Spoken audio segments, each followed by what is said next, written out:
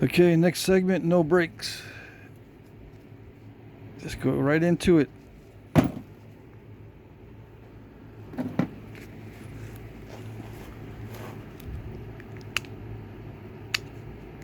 In case you missed it, there is an auction today. It ends at 9 p.m. Eastern. A lot of you guys don't get notifications for those. I do not monetize the auction videos until after the auction has ended. That way you don't get a bunch of ads during the auction video. So they may not, YouTube may not promote it, or it may not show you a notification if it's not monetized.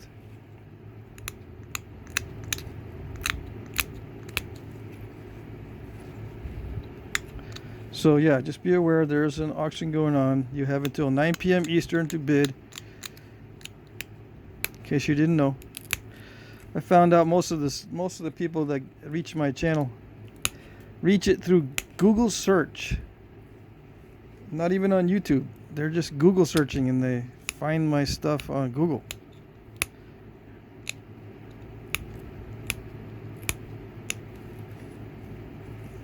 That surprised me.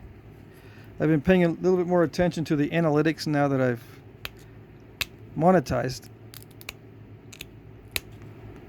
Just because it forced me to look at the analytics. Look at my YouTube studio.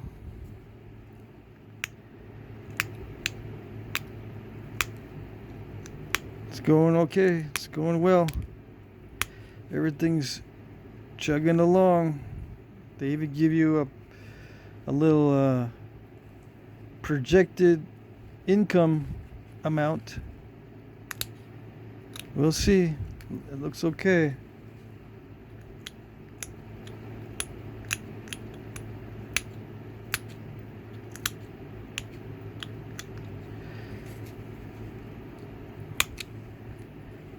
We'll see how much gets taken out in taxes and fees and unknowns.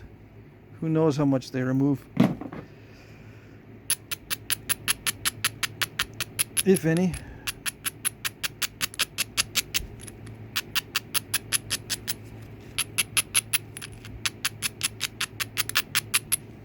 I've still got to enter in a lot of my personal information.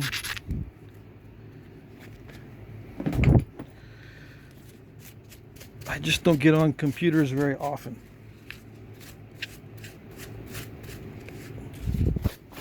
I could be doing a lot of fancy editing, background music, special cuts in and out, showing double screen, showing me from a front view and then a close-up view. Sometimes up in a little corner I could put what I look like from another view, or I can speed it up sometimes, do all kinds of video editing, but I don't. You new guys, I don't do any of that. Not that I can't, it's just that it takes a lot of time. I have this thing about time just gets away from me. I could spend the whole day doing nothing but looking through my rocks. For example, just looking through them. Okay, sorry about that. The heat killed the phone, or the camera in my phone. It doesn't like the heat. I'm going to try to finish this up quick.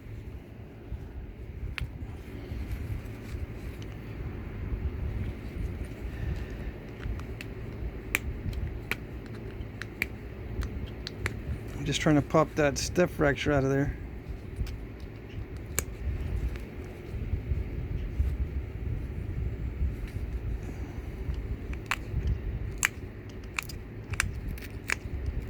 I don't really need to pop those out. All right, so where was I before I was so rudely interrupted by the heat? It's over 100 degrees right now in the shop.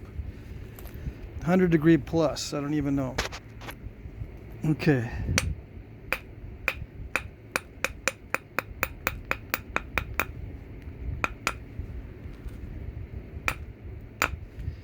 How do you know it's 100? My phone says it's 100.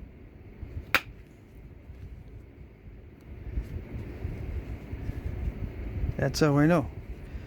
I know everything through the phone.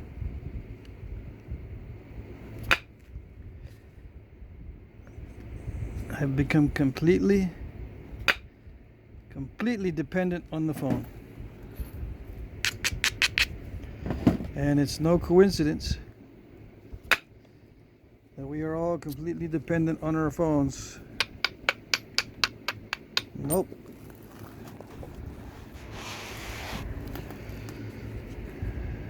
There's a new theory of economics. You don't have a choice. The less choice you have, the better. That's what they want to do these days. They don't want to give you a choice. You have to do this, have to do that. Have to buy this. You must buy this. You must. There's no choice. What kind of economics do we have if there's a choice? It's got to be predictable. You got to become dependent. How else are we going to know if our products are going to sell, right? That's today's economics. Who cares if they're good products or if they're healthy? All that matters is, do they have a choice to buy it or not? If the answer is yes, we don't like it. We don't want them to have a choice.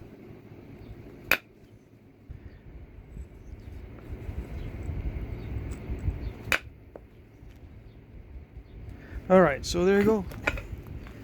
Solve that problem.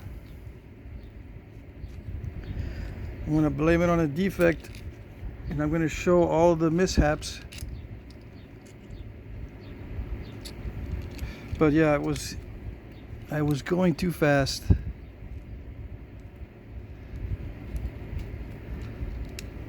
I did release that flake on the bass, but yeah. All right, so what am I going to do? Can I finish it out with just this?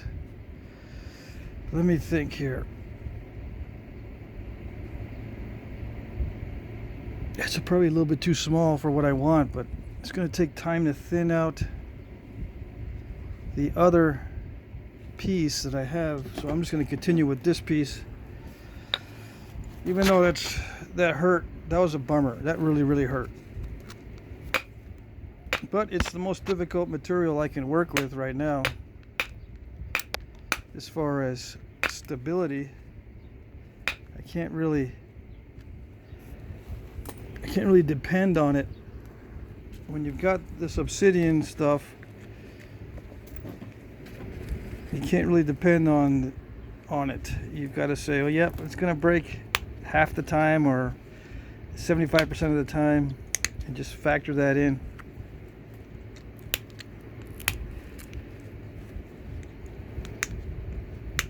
But I'm going to go fast again.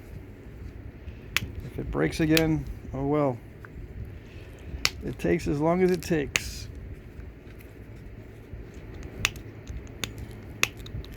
The good thing about it is the smaller the piece is, the easier it is to pressure flake it into shape. With a large piece,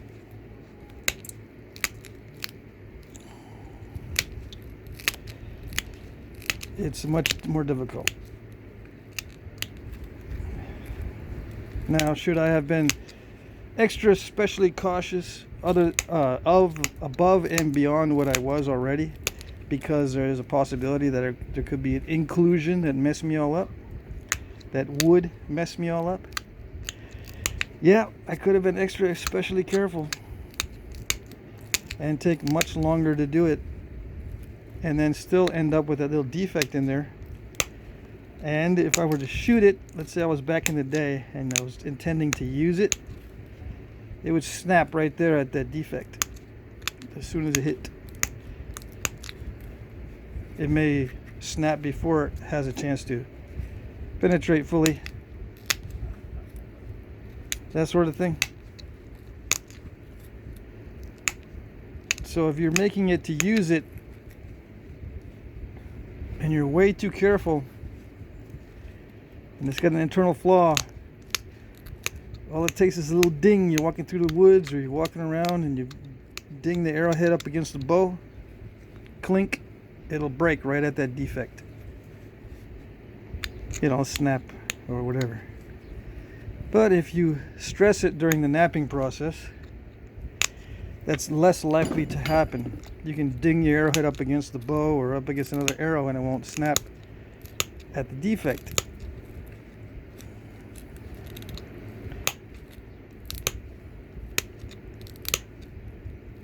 Just a thought.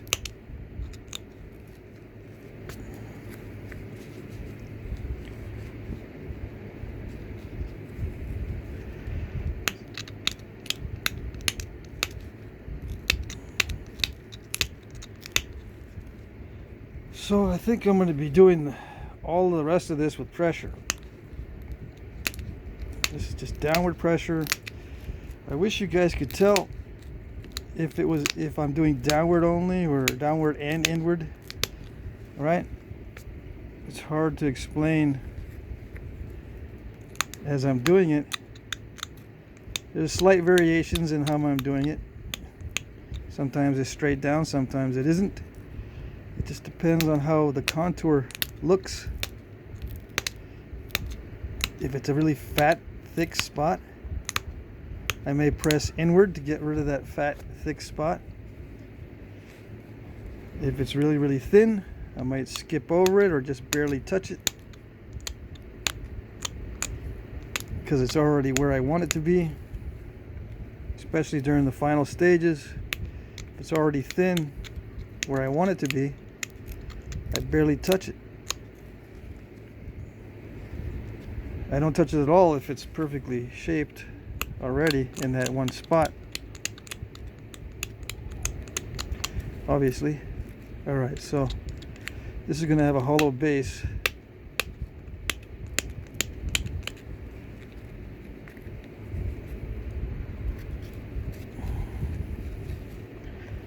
The exact dimensions, I'm not sure. But there's a big range. There's a big range, relatively speaking, from what I can see on the different pictures.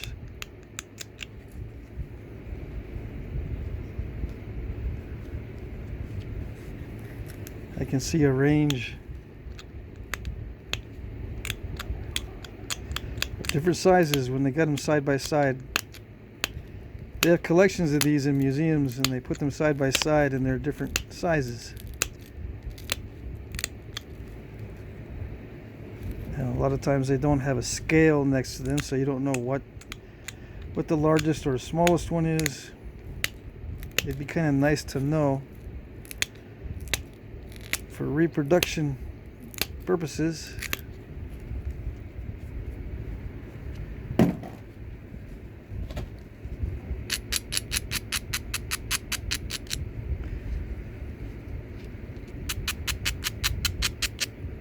I don't know if these were serrated. I would tend to say no. Not serrated. Were they thick? I would tend to say no, not thick.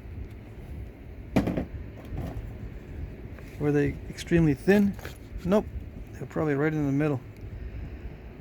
Not too thin, not too thick.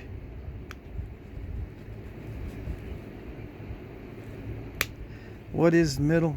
Dang it. I hate that. I don't know what middle is. Maybe 1/8 of an inch thick for this particular size. 8:1. Width to thickness ratio maximum. Like if it's 1 inch wide, it won't be anything less than 1/8 of an inch thick.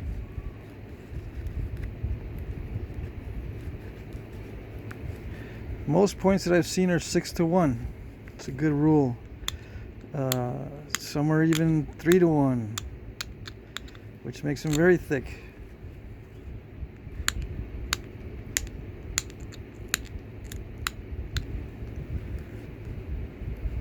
On these particular ones, I don't know. I'm just talking in general.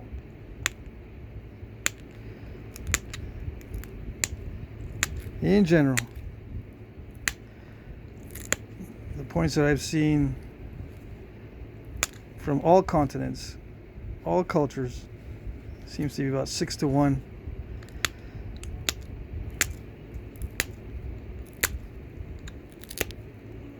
Or 5 to 1 or 4 to 1. Somewhere in that range. So you all know how to do the pressure flaking on this kind of stuff. Pretty straightforward. The only thing that you guys don't know how to do is the indirect percussion on this sort of stuff. And it's the same as always, just a little more gentle. The edges, the platforms, the contours, everything's the same as pressure. The only thing different is the results.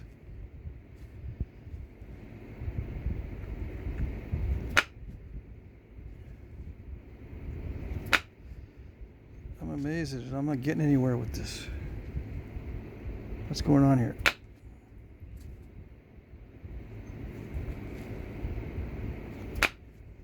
I'm hitting it extremely hard, and I didn't remove the thinning flakes I was planning on removing. And I don't see edge crushing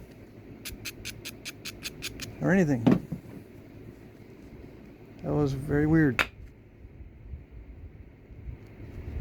Usually when I don't get anywhere, it means I'm crushing the edges. But I didn't see any edge crushing.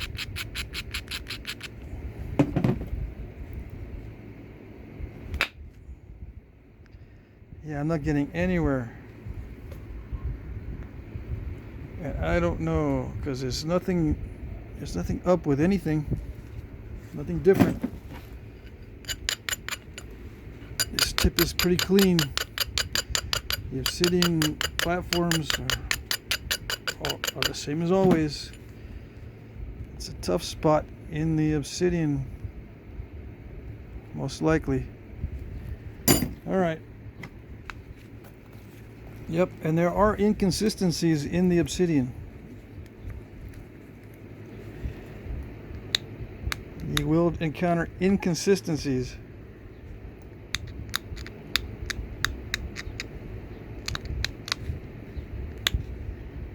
So, you know, modern glass is the only thing that is predictable enough for you to know if it's you or the material. Only modern glass or modern ceramics can give you that information. Because natural material, natural stone, natural obsidian, you cannot depend on it for consistent properties.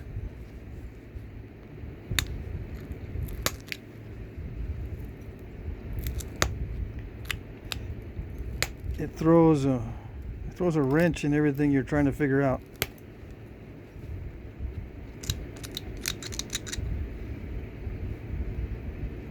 Why didn't the flakes travel? Is it me? Or is it the stone?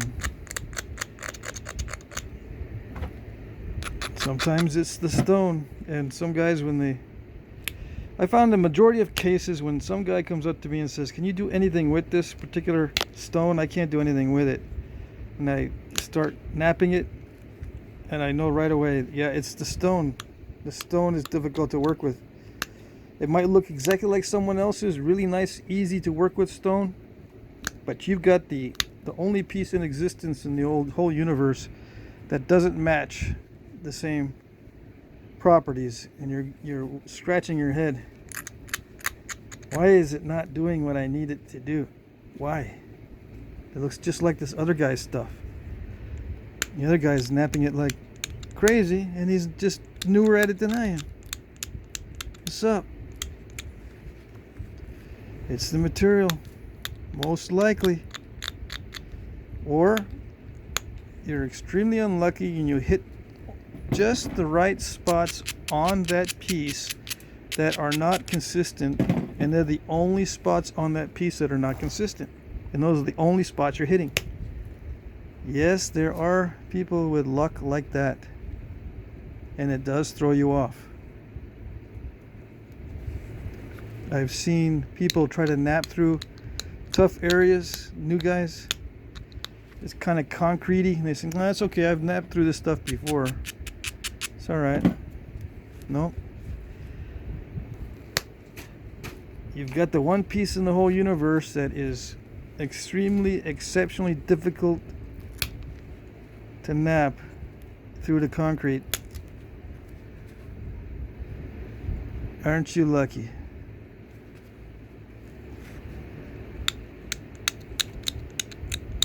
Okay. I wish it would give me a warning before it overheats. I mean, an adequate warning. It does give me a warning before it overheats. You know, the camera. The camera sometimes, not sometimes, the camera will give me a warning, but it's only like a 3-second warning. I can go 1001, 1002, 1003, and it just shuts off. It's like a 3-second warning. I suppose that's good enough so that I can so I can pause and say to myself, all right, I'll just stop moving and then get back to the filming in a little bit. All right, so I'm going a little bit faster than I normally would because I would be checking an illustration to see if my proportions are correct. But all I want to do now is just get the general shape and eliminate any step fractures and sharpen the edge.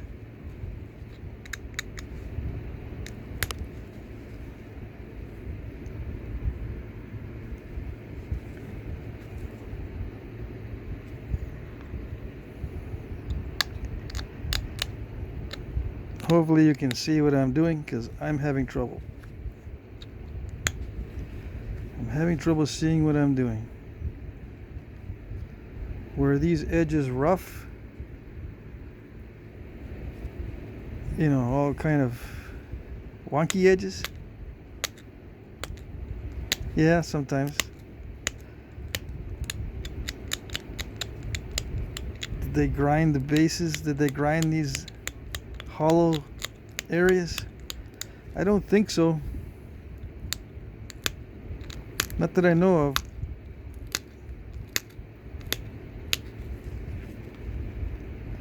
It's just pretty straightforward stuff. They had needle tips on some of these. Now, was their obsidian like our obsidian? Probably not. Probably quite different than this, but I chose this because it's hard to work with. If you remember from the first video in this series, I chose the one that was hard to work with. But the real one's probably made from better quality stuff.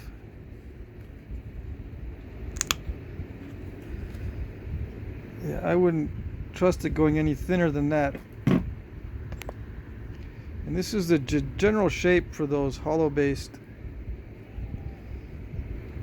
points. It's pretty straightforward stuff.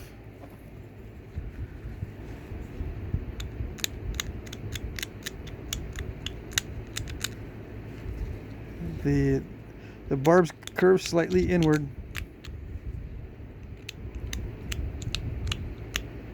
If I remember correctly.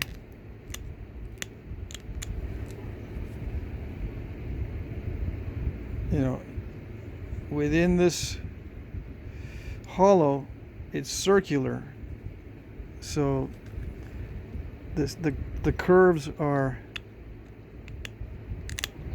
curvy enough to make the barb curve inward a little bit, if we're looking at it from the perspective of the hollow in the base. Now, obviously the barbs are curving downward on the outside edge, but you can have the outside edge curve downward, but the inside of this hollow not be circular. It can be like a V-shaped, for example, and you won't have curving inward barbs within this hollow.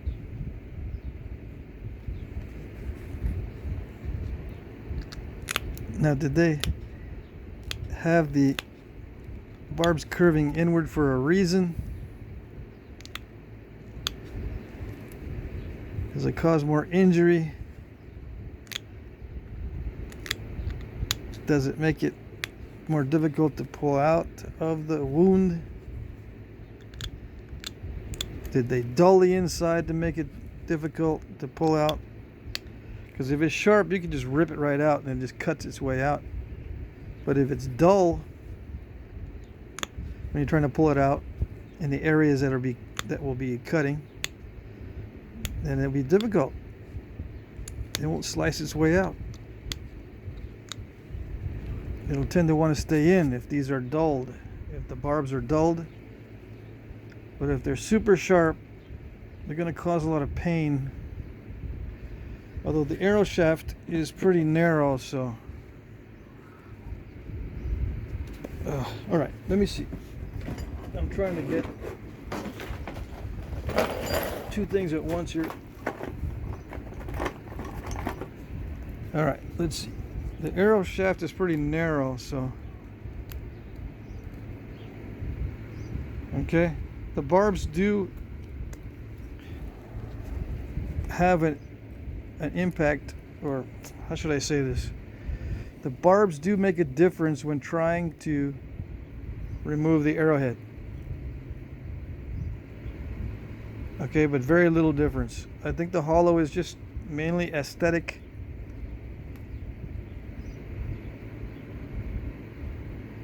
And just easy to produce. Okay, so there you go. I'm going to tack on that little segment to the front of this video and upload this. Yeah, this is the hollow base point, typical design. There are different sizes, but this is a typical design.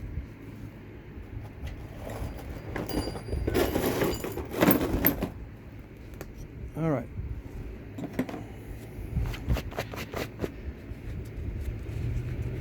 So I'll get a thumbnail shot. Hopefully that helped somebody who's using steel on Obsidian that doesn't know what to do. Just be very careful, make sure the edges are ground down. Don't get too aggressive like I did and hammer really hard on the base. If you're wanting to just make display items and just get one successfully completed, be very, very careful. If you're actually going to use these for hunting, then I suggest go ahead and abuse the preform. And if it breaks at a defect, then that's good, because you don't want it to break out in the field. You don't want to just ding it on something and be without an arrowhead right when you need one, because you were way too delicate with it during the production phase. Okay, you can leave it a little bit extra thick. Let's see, I got some time here. I'm going to measure it using millimeters. Let's see, this is 28 millimeter by 4. What is that, 7:1? Come on. It's hard to keep a grip on this slick Obsidian. All right, let me do that one more time.